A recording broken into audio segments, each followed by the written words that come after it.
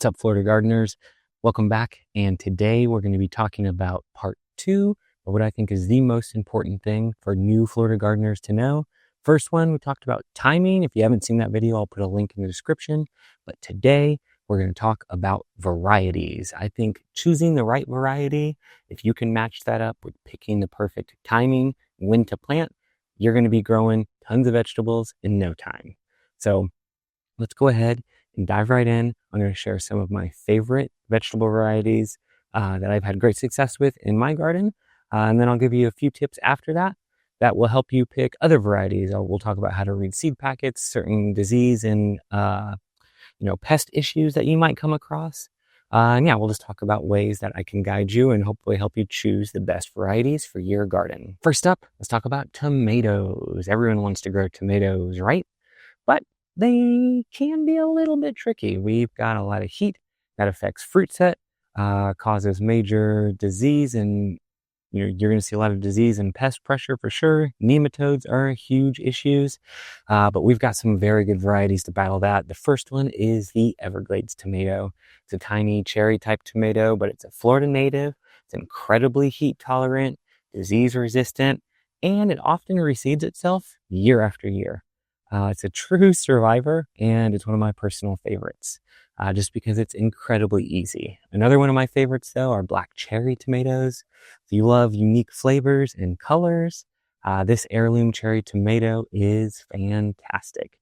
It has a deep purplish black color with a really sweet, complex, almost smoky kind of flavor. It's an indeterminate type, and it holds up decently well to common tomato issues that we see here around Florida. Another really cool one is a Paul Robeson tomato. It's a little bit larger, but it has that same unique dark color and rich smoky taste, a lot like the black cherry tomato. The Paul Robeson is actually a Russian heirloom tomato that surprisingly does extremely well in our Florida heat and humidity. It has good disease resistance. These are typically half a pound to a pound fruits that they're going to make. So another one that's super cool in color is a yellow flame tomato. If you're looking for a beautiful golden orange tomato with a brighter, more acidic, citrusy flavor, the yellow flame is a French heirloom that I've really fallen in love with. I've grown it the past couple seasons, and it is fantastic. It's an indeterminate that produces lovely, meaty, little 4-ounce tomatoes. Celebrity, it's another tomato, super popular. It's a bush varietal. It's a good slicer. It's got a good disease resistance. It's a reliable choice. Super easy to find. Classic red slicer. So yeah, let's shift gears from tomatoes and talk about peppers. Peppers can often struggle in super hot conditions, struggling to set fruit. And pests can be a real nuance. But generally, hot peppers, they're pretty resilient. Jalapenos, serranos, datil, which is actually a St. Augustine special. It's got an amazing flavor. Habaneros, cayennes, these all tend to do very well and can be very productive. But that's not always the case for sweet peppers. Like your standard bell peppers, which can be pretty finicky. I have definitely had a pretty good struggle growing those. But what instead you should look for is Capsicum baccatum, often called Aji peppers. Many Ajis are hot. There are some delightful sweet varieties, though, in this group. Plants, though, are generally very productive. They handle heat well and often have a unique fruity flavor to them. Look for varieties specifically described as sweet or mild within this group. They can definitely be a game changer for sweet pepper production in Florida. So yeah, let's talk about beans. Humidity can bring rust and other fungal issues for sure. Nematodes can also be a problem. But if you're looking for bush beans, let's choose varieties like Bush Blue Lake 274. It's a classic. Contender is an early and productive bean. Provider is also another very classic, reliable green bean. You want to get a little funky, try yellow wax beans or Cherokee wax. Those are good. If you've got more space, choose some pole beans that you can trellis. Kentucky Wonder is an old favorite. Rattlesnake beans. Those are not only heat tolerant, but and productive, but they have this like really nice kind of striped pods. Super cool. McCaslin 42 is another solid choice for Florida. So look for varieties with BCMV, being common mosaic virus resistance and rust resistance. All right, leafy greens. We want to look for some heat-tolerant options. Growing traditional lettuce in Florida, especially in summer, is a major challenge. It bolts very quickly, but we have amazing alternatives, so don't worry. But if you're trying to grow lettuce in the cooler months, choose loose leaf lettuce types like black-seeded Simpson or romaine like Paris Island Cos. Look for slow bolt varieties. But if you're getting into that heat, look for true heat-loving summer greens. This is where Florida can grow some really unique ones. Try like a Malabar spinach. It's a beautiful vining plant. New Zealand spinach is another good one. It's a sprawling ground cover type. Egyptian spinach or Ethiopian kale are great leafy options. And Swiss chard is another one that actually produces really well in the heat. Varieties like Ford Hook Giant, the classic green, bright lights, or even perpetual chard are very productive and tolerate the heat much, much better than traditional spinaches.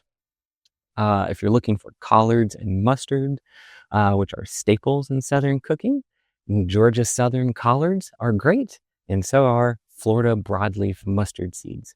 These are excellent choices.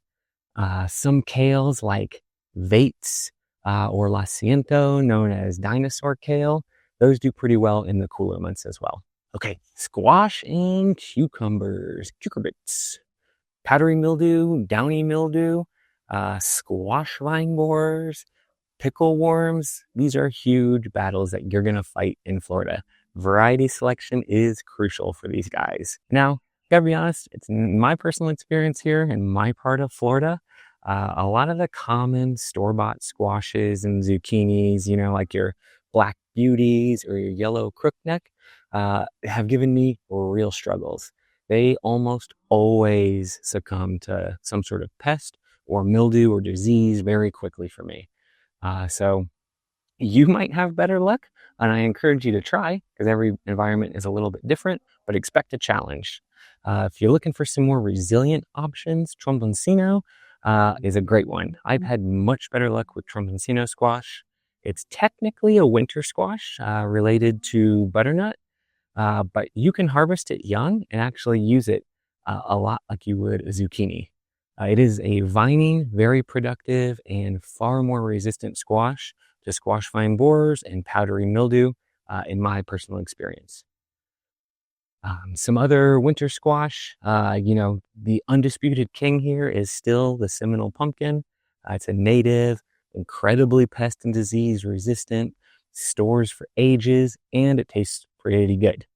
If you're looking for something a little more classic, the Walton butternut is another reliable butternut squash. For cucumbers, look for disease resistance as well. Ashley, the Marketmore 76 are good slicing cucumbers, often recommended for Florida just because of their downy mildew resistance. For pickling, Boston cucumber is one of my favorites. It's a classic. And typically any Asian cucumber does really great here. Soyo cucumbers are an awesome choice as well. Okay, for something a little bit more heat tolerant, okra is an easy win in the summer. Give okra a try. It thrives when other plants are struggling for sure. Clemson spineless is the go-to variety. It's widely available, very productive, doesn't have any spines on it. Emerald is another green pod variety. But if you want to try some color, try a burgundy okra. It's got beautiful red pods, pretty cool looking. Sticking with heat tolerance, let's talk about cowpeas, southern peas. These are not your English garden peas. These are southern peas, like black-eyed peas, cream peas, and Crowder peas. They love the heat and can handle poor soils, like our sandy soil here. California black-eye number 5 is a well-known black-eyed pea. Pink eye purple hull, that's a very popular one as well. If you're looking for something with a little bit more creamy texture, try like a Zipper Cream or Texas Cream 40. Great sweet, great southern peas. So let's talk about root crops. Our sandy soils and nematodes can make some root crops a real challenge, but there are definitely options. So let's start with carrots. Shorter, stump-rooted types tend to do better in our sandy soils. Try Nantes types, or Chantenay Red Core, Danvers 126. Also, the Karata carrot is a Japanese type, well known for their sweetness and better heat tolerance, making them a great option for Florida. So radishes, these are quick and easy. Cherry Belle, Sparkler, and French Breakfast are all great radish choices, and they're fast producers. Let's talk about sweet potatoes. Sweet potatoes, a Florida staple for sure. These are incredibly easy to grow from slips, and they love our climate. Beauregard is a super popular one. That was one of the first sweet potatoes I've grown. Centennial is a classic orange flesh. Those are excellent. But easily the best tomato that I have ever grown is a timing number 64. It's known for its excellent production, great taste in warm climates, and it seems to have a fair bit of nematode resistance, which is great. That's a huge issue for root crops in Florida. Sticking with heat tolerant stuff, let's talk about eggplants. Eggplants can be pretty easy to grow. If you choose the right variety, you can get a really nice harvest of eggplant. Black Beauty is a classic with like a large overall eggplant typical shape. If you're looking for something a little bit long and slender, think Asian types. Try the Ichiban or Ping Tong Long. Florida High Bush is also an older UF variety that's known to grow well for its reliability here. Phew. Okay, that was kind of a lot of varieties, but if you're feeling a little bit overwhelmed and just want a few can't miss options to start with, let me just go ahead and highlight three of the different varieties I just mentioned here, my Florida superstars. The first one is a Seminole pumpkin. Seriously, if you want low maintenance food that like pretty much laughs at pests and diseases and stores for forever, a great survival crop, this is your plant. Second, tomatoes, the Everglades tomato. This is a wild tomato. It's a true Florida native. It grows like almost on neglect, honestly. It's tiny, but it has an intense flavor and produces like crazy, even in the heat. And it often reseeds itself. And then third, the Clemson spineless okra. I know okra is a little bit of a polarizing vegetable, but it's one that is super easy to grow, especially in the heat. And the plant itself actually looks really nice. It makes very beautiful flowers. So if you grow nothing else your first season, give these three a try. And I would bet that you would get a decent little harvest. So check your local nursery. But if you can't find varieties like these varieties, let me share some tips with you that will help you actually pick veggies that are well adapted to our Florida climate. First things first is check out the seed packet and those plant tags. Look for keywords like heat tolerant, disease resistant. You might see codes on the tags like V, F, N, T, or PM. V and F are often meant for resistances to wilts. N is nematode resistance.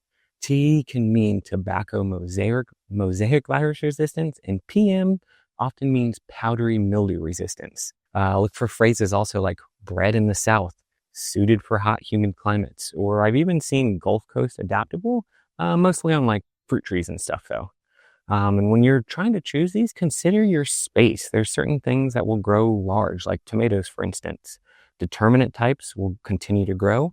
There's also bushing varieties that are smaller and kind of fruit all at once. So choose varieties based on your space. Same thing with beans. There's pole beans and there's bush beans. Pole beans are obviously going to need a trellis. And they're going to produce more and longer over a longer season. Another thing to check is days to maturity.